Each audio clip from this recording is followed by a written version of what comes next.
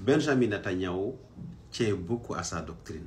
Et cette doctrine-là, il l'a toujours utilisée pour éliminer les mouvements ou bien les groupes opposés ou ennemis de l'Israël. La doctrine est simple. Couper la tête et le corps va tomber.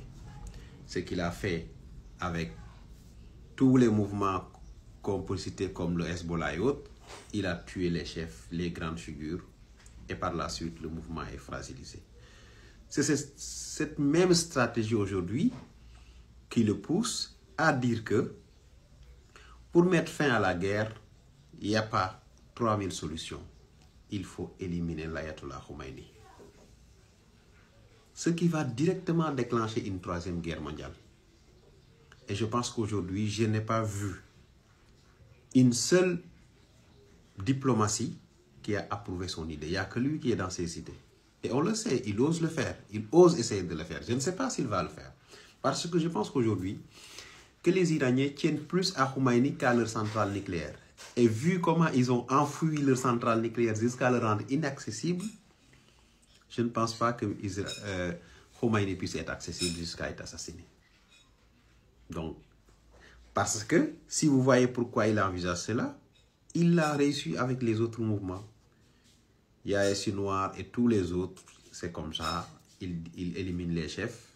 Même si vous voyez comment il se déploie aujourd'hui, comment les premières frappes de vendredi soir, c'était exactement pareil. Il a frappé pour éliminer les plus hauts dirigeants de l'armée. Ceux qui dirigent l'armée et l'armement, le nucléaire. Il a éliminé une bonne partie. Mais le système iranien est tellement organisé que c'est extrêmement difficile de le déstabiliser en éliminant une personne. Une ou deux personnes, ou bien en éliminant un chef. Mais Netanyahou tient beaucoup à sa doctrine. Couper la tête, ou bien éliminer le leader, et les autres vont se disperser. Le mouvement va être affaibli, et après il vient, il les ramasse, et il les détruit. Maintenant, est-ce que c'est facile? Je ne pense pas. Parce que aussi, il faut le dire, l'Iran n'est pas seul. C'est pourquoi même Netanyahou accuse actuellement la Russie d'être derrière l'Iran en lui fournissant des systèmes de défense antiaériens. Parce qu'en réalité, ce n'est pas aussi facile comme il le faisait au Liban ou en Syrie. Il pouvait faire des opérations, faire des frappes avec des avions, même pas de dernière génération, et revenir.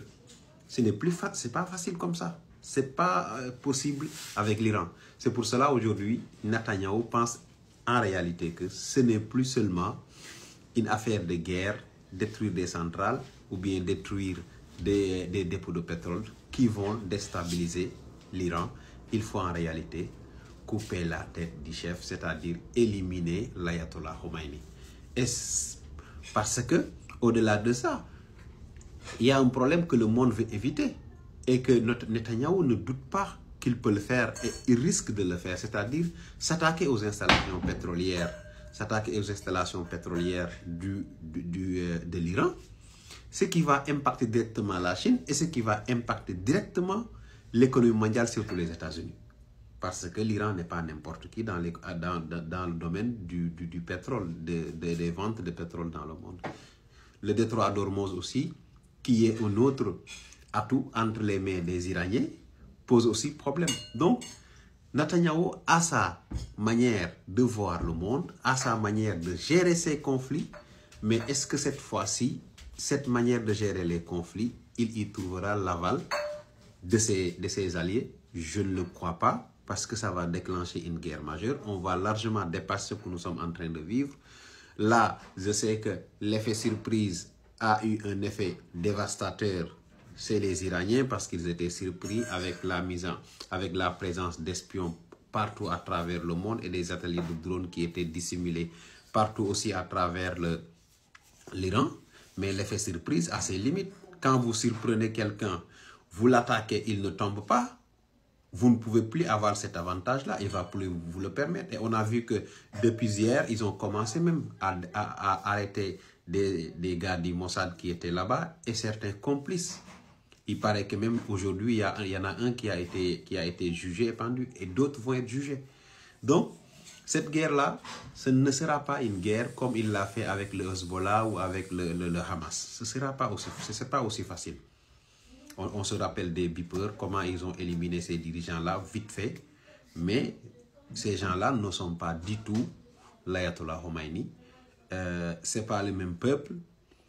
Ce n'est pas aussi le même niveau d'armement, le même niveau d'information aussi. Parce qu'il faut le dire, hein, tout le monde dit que le Mossad est trop puissant. Mais je vous assure qu'il ne faut jamais sous-estimer les services secrets de l'Iran. Ils sont extrêmement puissants et futés. Et eux, ils ont ils n'ont pas ce complexe envers les autres. Parce que eux, c'est des Perses. Ils vous disent clairement, vous les Occidentaux et les autres, nous avons connu la science avant vous. On n'a rien à vous envier. Donc, il n'y a pas du tout de complexe. Ils vont mener cette guerre-là avec dignité et ils vont la mener jusqu'au bout. Quel que soit le nombre de victimes que ça mettra, ils ne vont jamais se coucher. Parce que ce n'est pas la première fois qu'il y ait une guerre comme ça. C'est des gens qui savent faire la guerre. Ils ont fait 8 ans avec Saddam Hussein de l'époque. Et tout le monde a su qu'ils n'ont pas perdu cette guerre-là. Donc, Netanyahou a ses rêves, mais le Liban s'est préparé pendant des années, des décennies. L'Iran savait que ce jour-là arrivera. Et je vous assure que cette guerre d'usure que l'Iran est en train de mener va faire effet. Parce que les Iraniens savent que l'opinion est le premier ennemi d'un dirigeant. Il faut tout faire pour que l'opinion tourne le dos aux dirigeants. Et c'est pourquoi aujourd'hui, vous voyez les frappes, les frappes de l'Iran, c'est souvent au-delà des zones stratégiques, c'est des quartiers habités. Pour avoir un effet psychologique sur la population, pour que la population puisse mettre la pression aux dirigeants. Et ça, souvent, ça porte ses fruits parce que, de base, les sociétés occidentales, ils savent applaudir quand c'est leur armée qui fait la guerre ailleurs et qui tue. Mais dès l'instant que c'est eux qui subissent, eux qui voient les cercueils passer, vous les voyez se liguer et tourner le dos à leurs dirigeants. Les Iraniens savent que c'est le point faible de l'Israël. Il faut le détruire par l'intérieur, c'est-à-dire tout faire pour que l'opinion israélienne tourne le dos à Netanyahou. Et pour les obliger à le faire, il faut installer la psychose. Essayer de toucher les endroits les plus emblématiques. Des frappes qui vont rester, qui vont choquer psychologiquement la population israélienne. Et je pense que c'est ce qu'ils sont en train de faire et ils sont en train de le réussir. Et aussi, l'autre élément qui est important, c'est qu'ils ont su que, en réalité, le dôme de fer n'était pas intouchable, n'était pas infranchissable. Aujourd'hui, les Israéliens ne se sentent plus en sécurité parce qu'ils ont vu qu'en réalité, le dôme de fer qu'on leur vendait a des limites.